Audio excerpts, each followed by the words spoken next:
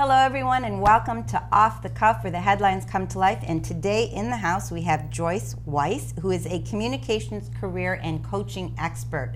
So if you've ever wondered if you were in the right career, in a great environment, in your corporate environment as well as your personal environment, Joyce is the person to go to find that out and to get help to make sure that you are. So welcome, Joyce, to Off the Cuff. Thank you so much. It feels good to be back. Yes, that's right. You're no stranger to WDHT TV. No. So welcome. I guess what I'd like you to tell us and also our viewers to understand, you are a coach, a personal and a career coach and corporate coach. So what does that all mean in layman's terms, basically?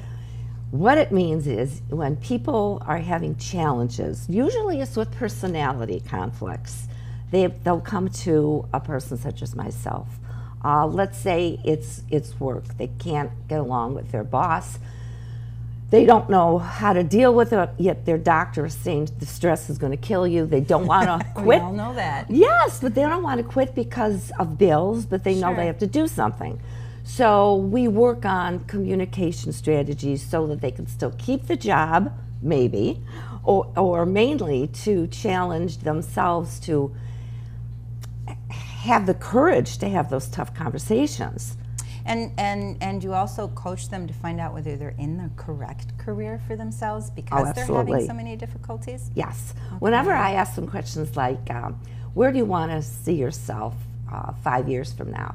Many times they kid and they say, I don't want to be dead from the stress, and they giggle. And I said, okay, that's a real concern. But that's a real concern. I said, let's talk about that. And then when they talk about how much the stress is just carrying on at home, where that's all they do is talk about it with their family, they can't sleep, they're overeating, they have no time to exercise. And then that's when we start exploring, well, what do you really, where can you see yourself? And many times we're able to turn them around, meaning just having the tools to have those tough conversations with people, especially themselves. Ask yourself the question, where do I really want to be? Just because I've been here for 20 years, is this all there is? And once I ask them the questions, and that's what coaching is all about, asking questions and letting people get their answers themselves. That's why I love what I do. So we can either have them turn it around, or like I said, they stay there with a whole different mindset. Absolutely. And it's really in the approach. It's how you approach things. It's and the old adage of it's not what happens to you, it's how you deal with it. Yes. That makes a huge difference. Absolutely. And I think that is so important, especially within this environment. I mean, there's so much stress everywhere. You know, when you look at the environment of our country, the environment of our state, the environment of where we're working, the environment of family issues, I think there are just so many more difficult situations that we are dealing with, and our kids are dealing with, I think, more so than we did when we were growing up. So having that focus and having those tools, to approach those things in a positive way is really, really vital.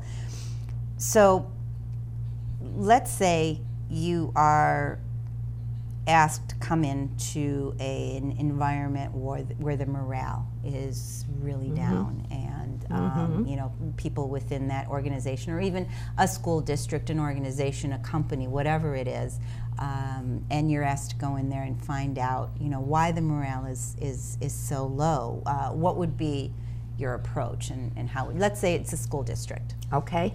I'm sure you customize your approach towards each environment. Absolutely, and wherever it is, whether it's a corporation or a school district, I will always start at the top. Right. And find out from him or her or them, how do you see it? Then I always I always request at least 10 people to interview, people who will be honest with me, to talk about top leadership, or whether it's, again, school or corporation, it doesn't matter. And these 10 people are the ones that really help me create the workshop or the training. because I'll say what's working, what's not working. If you were the CEO or the principal, what's the first thing you would do? And then I share all that information in the training. I don't care how difficult it may sound, especially to the leaders. Anonymously. Thank you. Yes, and I always do patterns. So I always tell people when I interview them, if it's just you, I'm not going to repeat it. But if it's 3 or 4, no one is going to say, oh, I know who said that. And then after I throw back right to the audience what I know about them, that's when they many times say to me in break, God, how did you know that? This is so true. This is so great. We're getting it out in the open. Then the next step is, how do we build up the trust again? And that's where all the strategies that I've used, practiced, learned on my own for 30 plus years, Siham, I use them. I have them get into groups of people who they work with and also who they don't work with, different departments, and we practice how to make tough conversations safe, how to deal with that office bully. And I've just learned something new in the last year. A bully doesn't have to just be, I'm the bully, I'm really insecure, and I'm just going to blow the house down. It could really be subtle. Yeah, be a subtle bully. Actually, that could be a great name of a book. The subtle bully. The new reality. The subtle bullies are making people feel victims more so than I'd ever seen before in my career. So these are the ones that put people down, that are sarcastic. Oh, you take things too seriously. I'm just joking.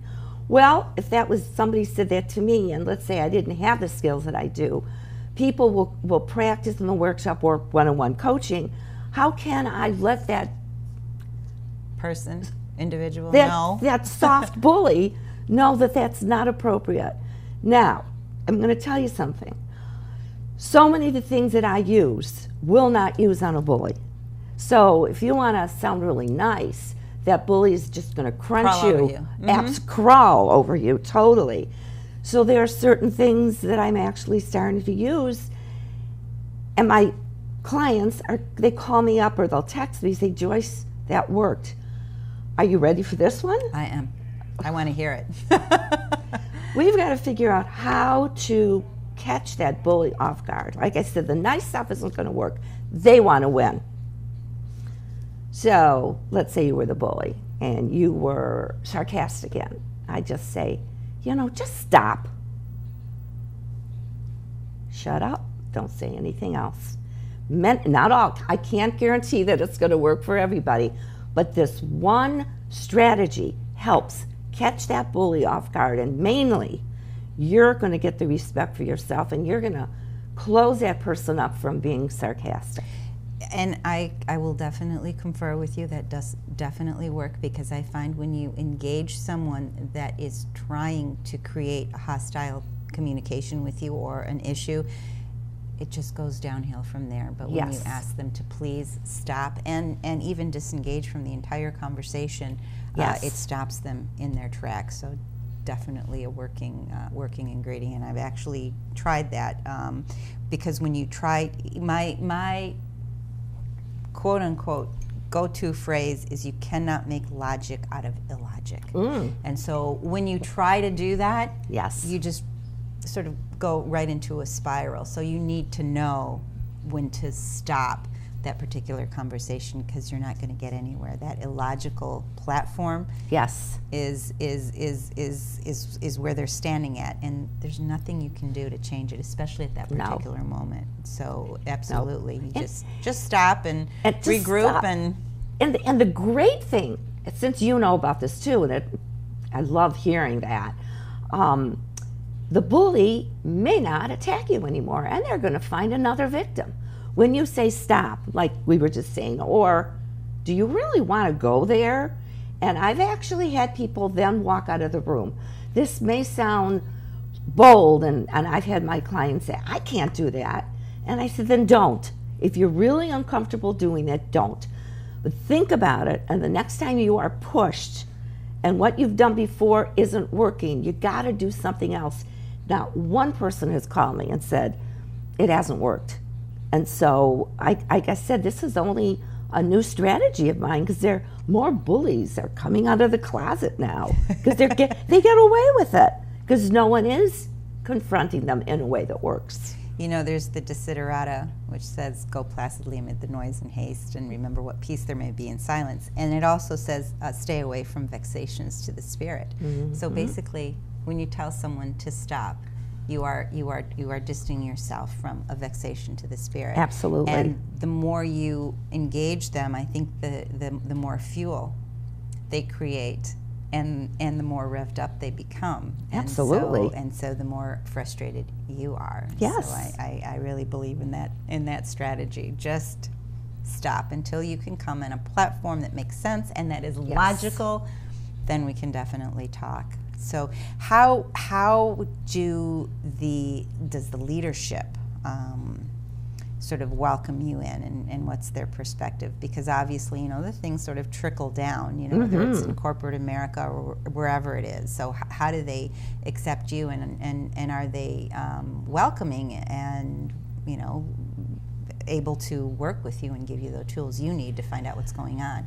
Because everybody has their own, you know, I'm doing good, I just don't know what's going on here. Yeah, and that's the question. And I'll tell you the answer.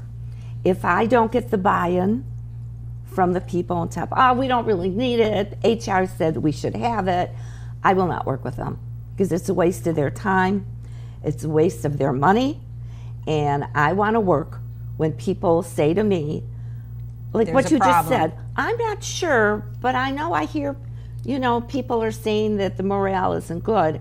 I'm there. I'm there in a heartbeat. But the minute I know that I'm going to get resistance, why? Why should I? Because it's, like I said, it's a waste. And then I feel bad saying no, but I've learned over, you know, just maybe 3 contracts that I had, when I didn't get the buy-in from the people, from the leaders, it just wasn't going to be successful. So working with those individuals that have to deal with the leadership, and maybe giving them tools to deal with the present situation? I mean, Absolutely. Has that been something that you've encountered where you haven't gotten the leadership support? Oh, wow, yes. And I don't mean to say it like this and smile, but I mean, I just finished working with someone. Wow, she was top, she wasn't here, but she was top leadership. And she was in an environment with mostly men. So she was not getting the respect, she wasn't being listened to. She definitely didn't want to quit, she loved her job, but she was stuck and no one was taking her seriously. So all I did for, I think it was 6 sessions, is work on her confidence. And she had to figure out on her own, which she did, that I deserve to be heard. I have more education, this is her, I have more education than the CEO. Why am I making them make me feel like a victim? Inadequate. And Sure. That's all we did, is talked about that for maybe 3 sessions, and then figure out how to use those powerful strategies to be heard. And I'm glad to say she got a promotion as a result of people saying, what has happened to her? And the important thing about coaching or consulting, not just working with the client, but getting this client's boss on the phone, because everything I do is on the phone, right. Unless it's face-to-face training. And get that boss on the phone, and I will say, have you seen a change in so-and-so? And they'll say, absolutely. And then the most important thing, I'll say to the coaching client, what have you learned as a result? And that's when they shine, mainly for themselves. So it's getting confidence, it's having someone such as myself, your immediate, yes, give them permission to have the courage to be who they are and be listened to. And validate their insecurities so they can sort Yes. of work beyond that. Yes. So when you're working with personal relationships, let's say families. Can you give us an example of what you've worked with and what your outcome was, and what the tools were to be used? Because family members are a little bit more difficult to bring together, and again, as a mediator, I've done that many times, and it's usually their conflict is usually not what they're there for. That particular conflict, it's always something that's underlying that happened years ago, and that's why I'm on this platform, and I'm gonna pursue this, but that's not really what's important to me. So how do you deal with that, and what kind of tools do you use? Well, I'm not going to talk about my own family because I could give you example, but and I know they will be watching, so family, you now know some of the strategies I work with you.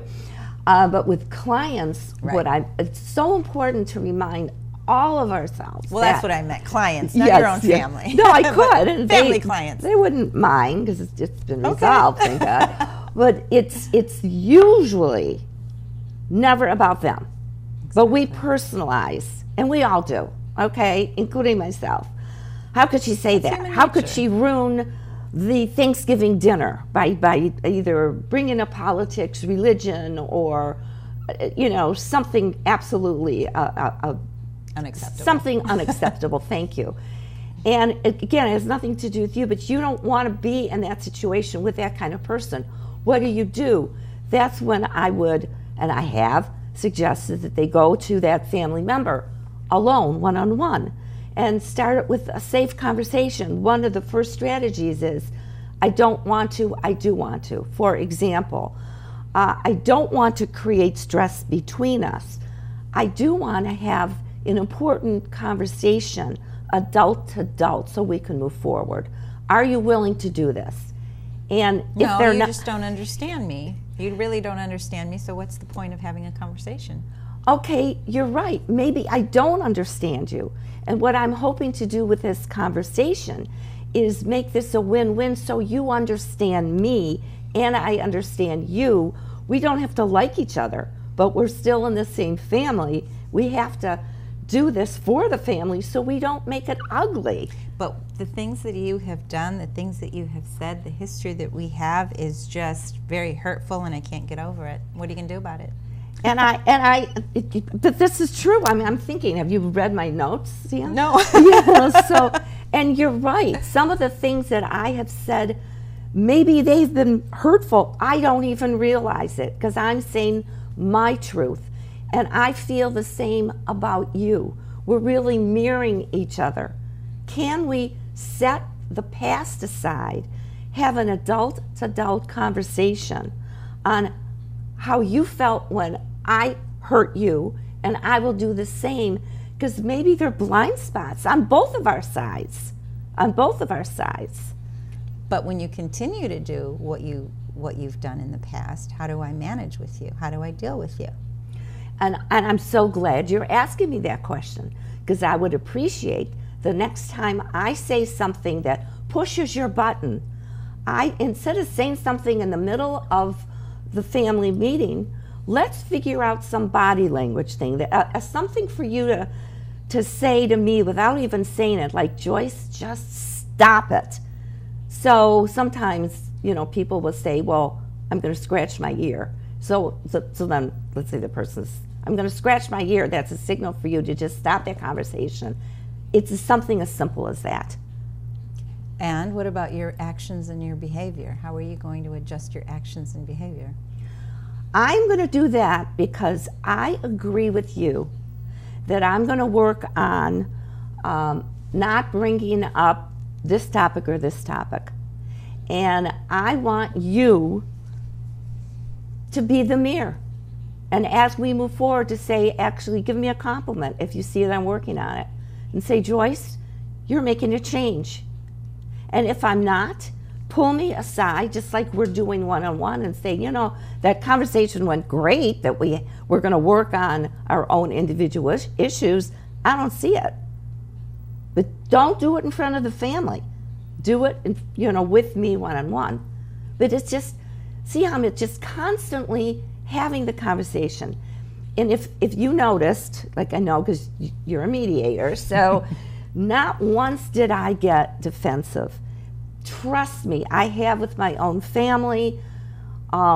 Most of us do. That's when we know that we are going to fall into that hole, and it's just going to be fight, fight, fight, fight. So when someone is attacking your behavior, what you said, what you didn't say, do your best not to fold your arms and say, oh, no, I didn't.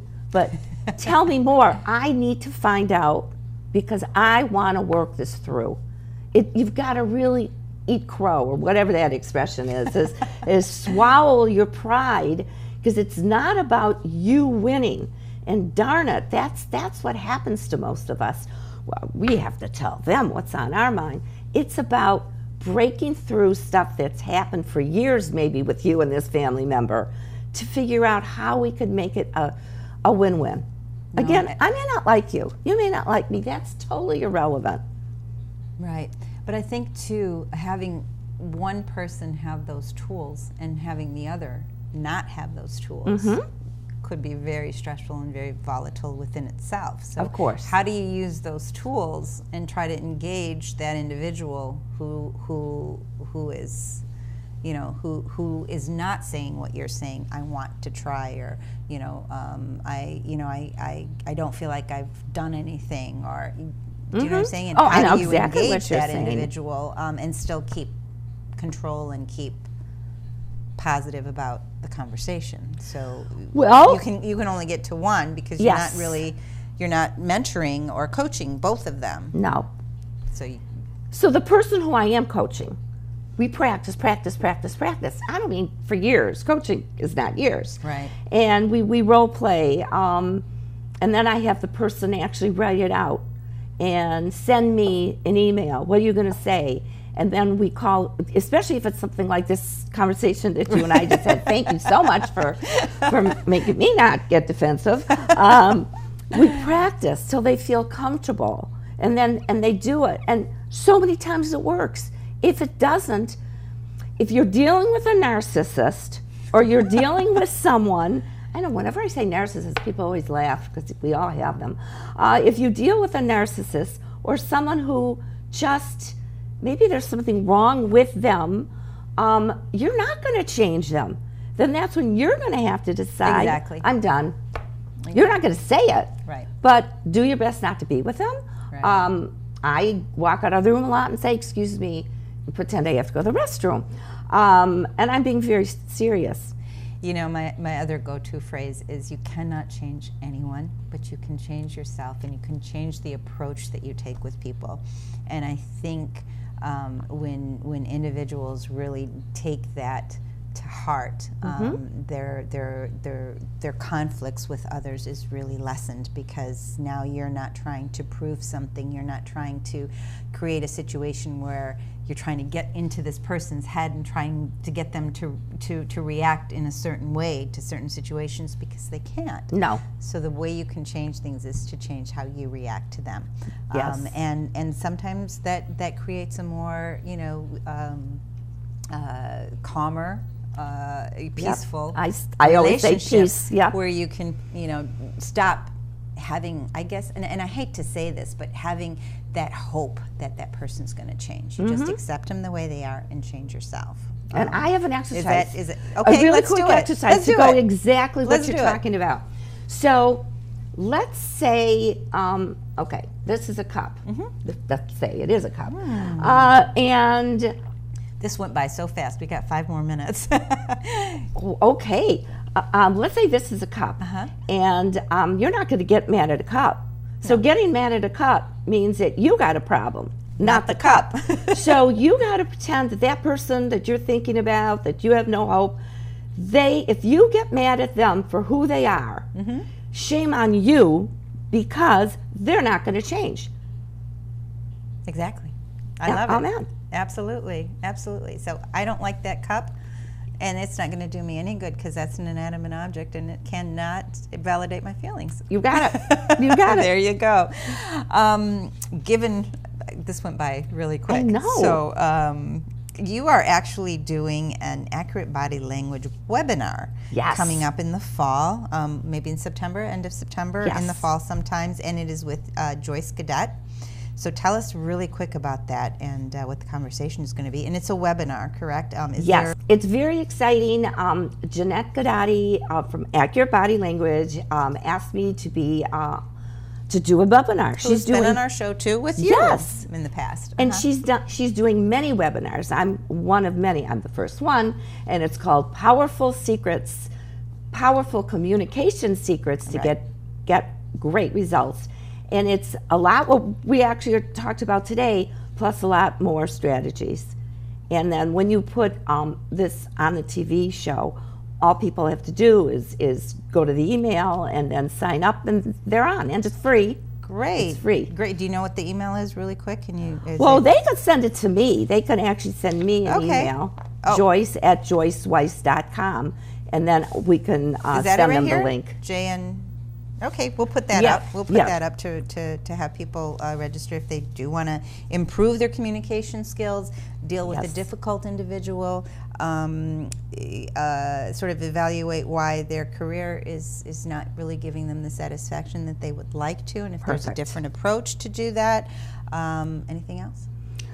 Just to feel better about yourself and to make your working and living condition better. You use the word peace. There are too many people that don't feel peaceful because of all these, personality conflicts that are around us. So that's what the webinar is going to be. So we have a couple more minutes. Sure. Let me ask you a question. Given the state of our environment right now, there's so much stress, even outside of the family. I mean, we're all thinking about, the political environment, what's going to happen, and that causes a lot of stress for, I think, all families, anybody. I think that if we're in something together as a country, we're in the stress field right now. So what advice would you give people right now to be able to deal with that, even with their kids? They hear things that are happening on TV. Things are in turmoil more than any other time in our country and in our lifetime. What would be the advice that you would give them in less than 2 minutes? Well, thanks a lot. World peace. Let's fix world peace right now. Well, saying being open. That to me is I don't care if it's a child, because they're going to find stuff on the internet. I don't care if it's grandma or grandpa. Be open to everybody's ideas. And I'm being very serious. Be open. That's how you're going to get the conversation going. The minute you start in, and I know it's all families, it's not mine, and I'm sure it's just not. The minute politics comes, it's just ugly. Just if we could I call myself a humanist. To me, a humanist is being open. I don't have to agree with everyone, but I wish everyone could just be open to listen to each other, then disagree. And you know what? I think the respect factor is there as well. I think when you communicate with someone, I've communicated with a lot of individuals who don't carry the same ideals that I do, but in regards to respecting their opinion and agreeing to disagree respectfully, because if you're not on, someone said if you're not with us, you're against us. That can't be the communication. It has to be if you're with me, great. If you're on a different platform, I have to respect that because that's your train of thought. Thank you. It doesn't mean I have to agree with you, but I have to respect it, and I think that that's really important. But it's our kids too. They see all these snippets, and you try to bring it together for them in a positive way. Yes. So that's definitely a challenge, and we continue to have that challenge. I think as a country, and I hope that we can find that peace. Very, very, very soon. Absolutely. Joyce, thank you so much for joining us on Off the Cuff today, and it was a very wonderful conversation. We'll have to do more of these exercises and call me. I'll be here. Sounds like a plan. And thank you all for joining us on Off the Cuff. I hope you got some tools to help you in your everyday relationships. It's about respect. Have a wonderful day.